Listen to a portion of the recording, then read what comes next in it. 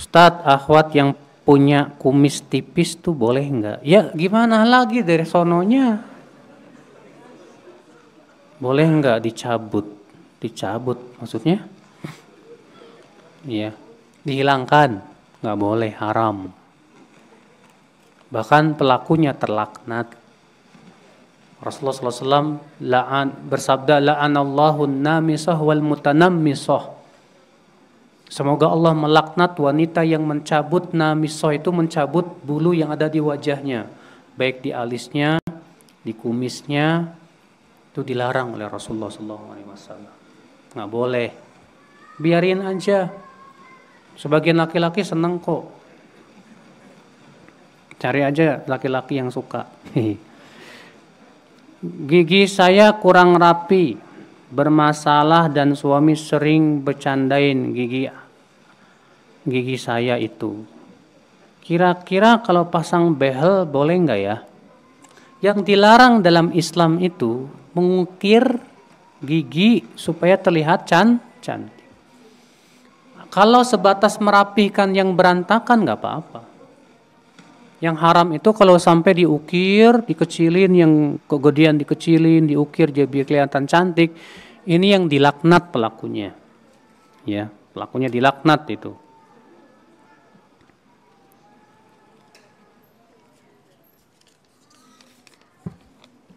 Saya kalau mau coba khusyuk sholat hati suka deg-degan. Iya, berdegup kencang seperti menolak. Biasanya sih kalau berdegup itu kayak kalau ini Pak, mau ketemu calon gitu, baru berdegup hati.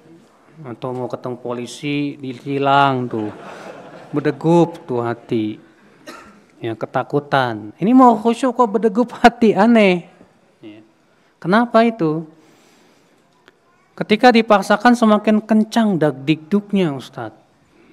Ya, apakah di dalam diri saya ini ada jinnya? Mungkin. Ya berusahalah ya untuk diusir dengan cara zikir kepada Allah, menghadirkan kebesaran Allah, ya. Apa kerasnya azab api neraka? Butuh perjuangan memang untuk khusyuk. Harus dilawan. Ya, harus dilawan. Umur saya 24 tahun. Lebih penting mana belajar bahasa Arab atau menikah? Sekarang saya mau tanya sama antum. Antum ada keinginan menikah apa enggak? Hah?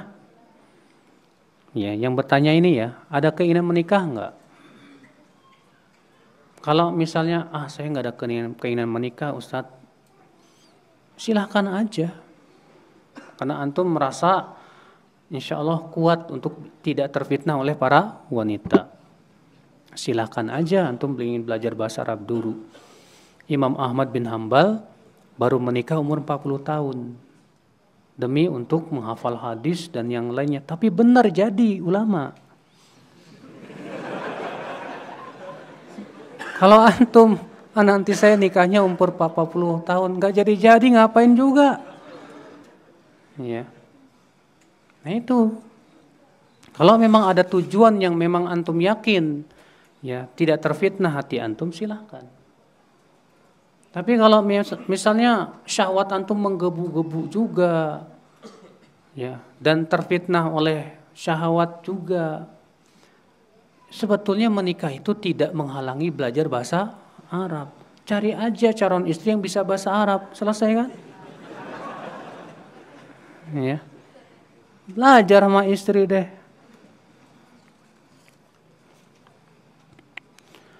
Apa ada faktor atau cara lain untuk menambah mengenal Allah lebih dekat, Ustadz?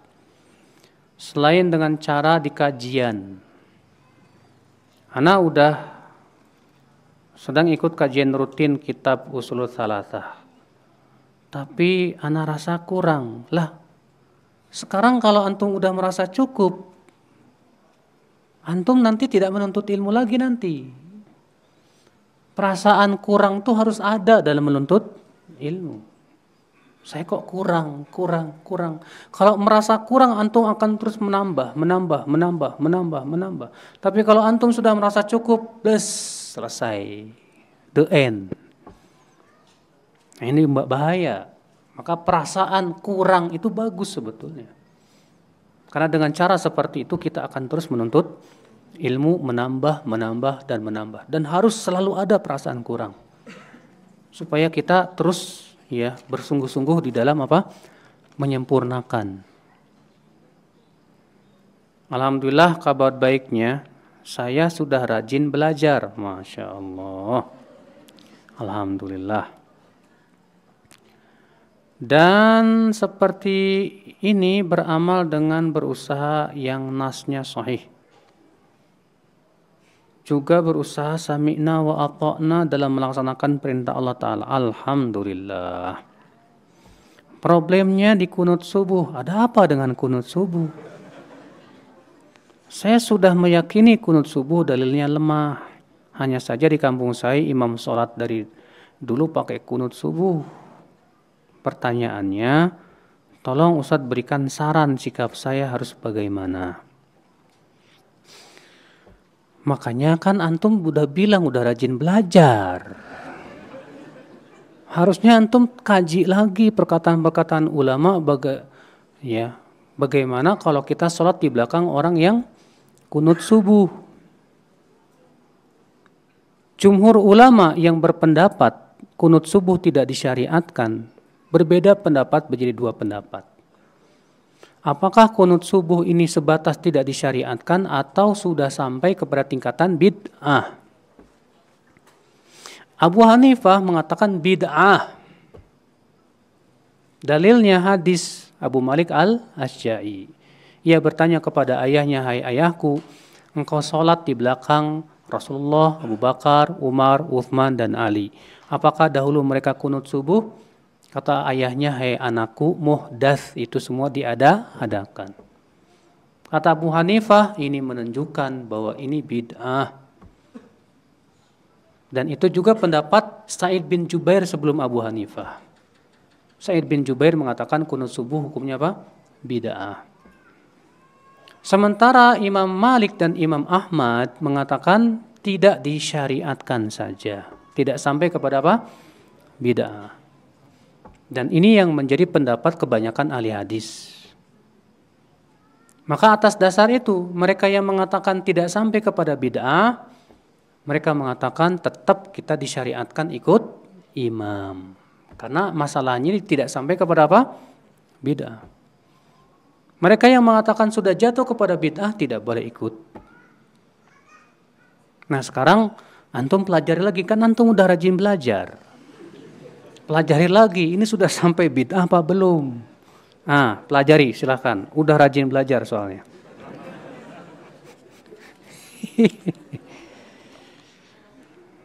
Tes.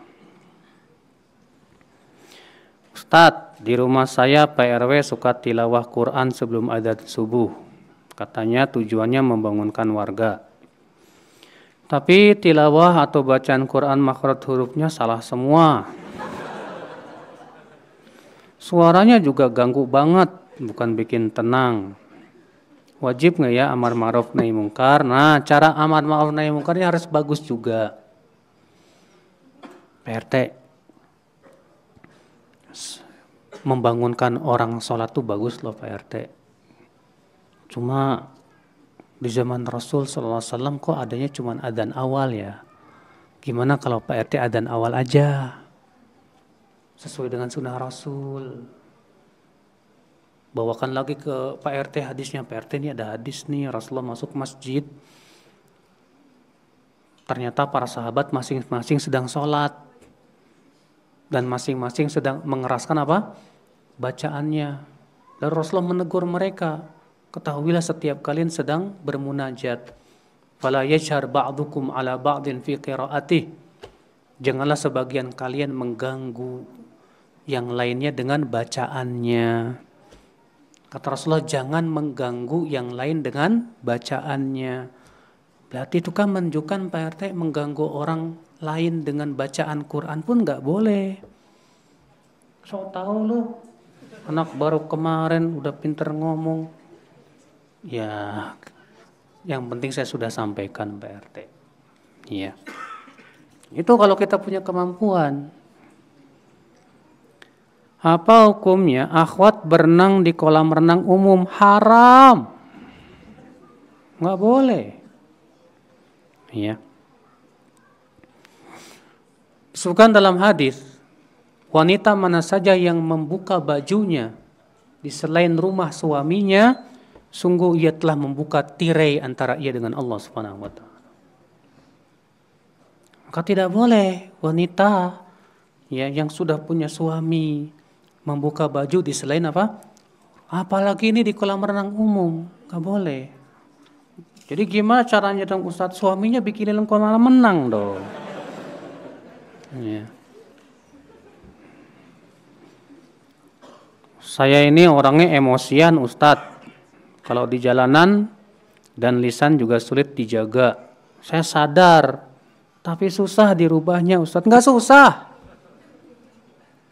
Tinggal kemauan kamu yang kuat aja. Dan paksa dirimu. Ya.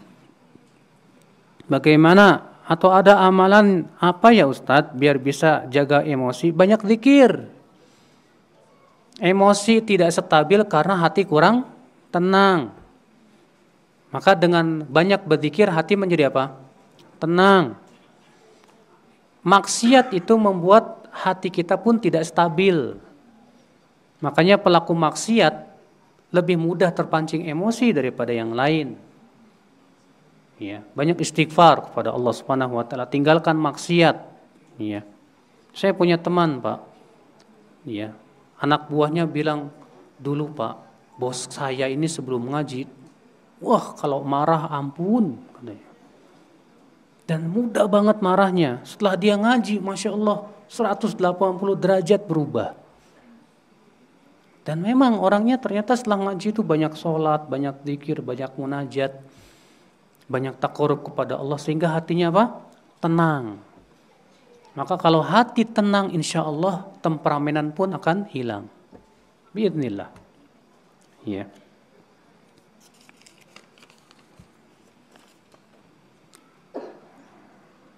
Bagaimana di mana sampai mana batas amar ma'ruf nahi mungkar seorang istri kepada suami? Jika dengan adab dan lemah lembut suami masih ada saja kesalahannya. Lah, jadi ini pertanyaannya bingung saya, Pak. Ya, dengan sikap lemah lembut pun suami masih ada saja kesalahannya. Oke, mungkin maksudnya dia suaminya tidak apa? Meninggalkan kesalahannya tersebut.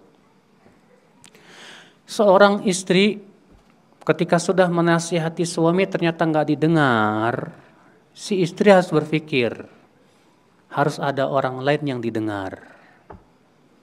Karena terkadang hidayah tidak harus dari dirinya, tapi dari orang lain. Ya. Maka istri berpikir gimana caranya ya supaya bisa menyampaikan kepada suami bukan lewat saya, karena saya sudah nggak mempan ini. Mungkin lewat kaset, mungkin lewat buku, mungkin lewat radio, dan yang lainnya. Ya. Saya punya teman lulusan Madinah juga.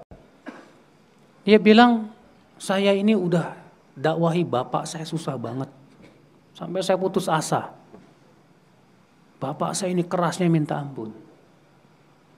Suatu hari saya melihat bapak saya tiba-tiba pergi sholat ke masjid. Tiba-tiba celananya diguntingin, jenggotnya dipanjangin. Ajib. Saya tanya, Pak, kok bisa berubah? Iya, saya dengar radio.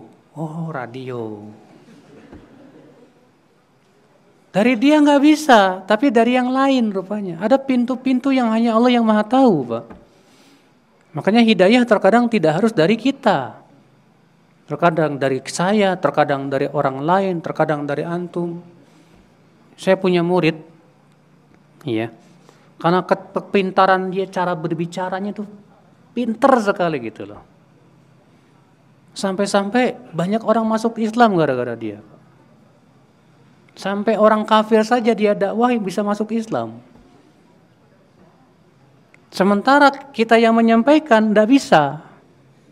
Ya, itu bisa terjadi, Pak. Ya, saya waktu ke Kalimantan itu, saya ketemu ya seorang ikhwan, dia tinggal di pedalaman Kalimantan. Dia orang Jakarta asli. Dia memutuskan dari Jakarta untuk pergi ke Kalimantan karena ada tujuan yang sangat mulia, ingin berdakwah. Akhirnya di Kalimantan itu dia cuma jualan bakso, Pak. Tapi subhanallah dia dakwahnya bagus sekali. Sampai-sampai masyarakat di situ yang tadinya murtad satu persatu masuk Islam lagi. Sampai-sampai pendetanya masuk Islam gara-gara dia. Dan pendeta ini kirim surat ke Syekh Abdul Razak dan pernah dibacakan di Istiqlal. Iya. Dan ternyata jumlah yang sudah masuk Islam di tangan dia banyak sekali. Dia bukan ustadz, bukan. Cuma penuntut ilmu. Artinya apa? Hidayah itu hanya Allah yang maha tahu dari mana datangnya. Maka dari itu, ya, seorang istri ketika sulit untuk mendakwahi suaminya, pikir mungkin hidayah bisa datang dari yang lain. Allahu a'lam. Jika boleh memilih dan melihat kesempatan waktu lebih utama rawatib ba'diyah isya atau witir, dan apakah kalau niatnya witir boleh langsung mengerjakan setelahnya atau harus jadi penutup saat? Apa sih susahnya kalau ba'diyah isya kemudian witir? Males banget kayaknya nih. Ya, sampai nanyanya mana yang lebih utama, ba'diyah isya atau witir? Kan bisa digabung. Ba'diyah isya dulu 2 rakaat, baru witir 3 rakaat. Apa sih susahnya? Ya, nih orang yang bertanya ini kayaknya malas ini. Jangan malas, akhi. Jangan malas. Boleh nggak gondrong menurut Islam? Boleh. Rasulullah SAW rambutnya sampai pundak, tapi jangan lebih. Sebagian laki-laki itu rambutnya sampai ke punggung, Mbak. Kalau Rasulullah hanya sampai ke mana? Ke pundak saja. Ya. Boleh. Kalau memang tujuannya karena ingin ngikutin apa? Rasul. Walaupun pendapat yang rajih itu tidak sunnah. Memang ada ikhtilaf para ulama. Sunnah tidak. Rambut kita sampai ke mana? Ke pundak itu. Tadi disebutkan bahwa rohnya salat ada 4. Niat, ikhlas, khusyuk, hadirnya hati. Apa beda antara khusyuk dengan hadirnya hati? Khusyuk itu lebih umum dari hadirnya hati. Sebab ketika hati hadir, hati biasanya akan khusyuk. Ketika hati tidak hadir, sulit untuk khusyuk. Ketika hati hadir bisa khusyuk. Khusyuk itu lebih daripada hadirnya hati. Tapi juga karena ada pengagungan kepada Allah, rasa takut, rasa cinta, rasa berharap, ya, kepada Allah Subhanahu wa taala, bercampur semuanya. Boleh enggak sih nahan kentut dalam sholat? Boleh, tapi makruh. Ya, cuma masalahnya apa sih ruginya kentutnya dikeluarin, Pak? Justru kalau ditahan-tahan apa enggak bahaya itu untuk tubuhmu? Makanya ya sebagian ulama membedakan. Kalau kentutnya ringan aja kecil, tahan enggak masalah.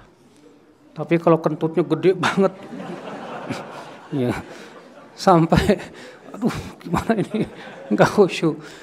Udah keluarin aja, pros, sudah wudhu lagi, apa susahnya?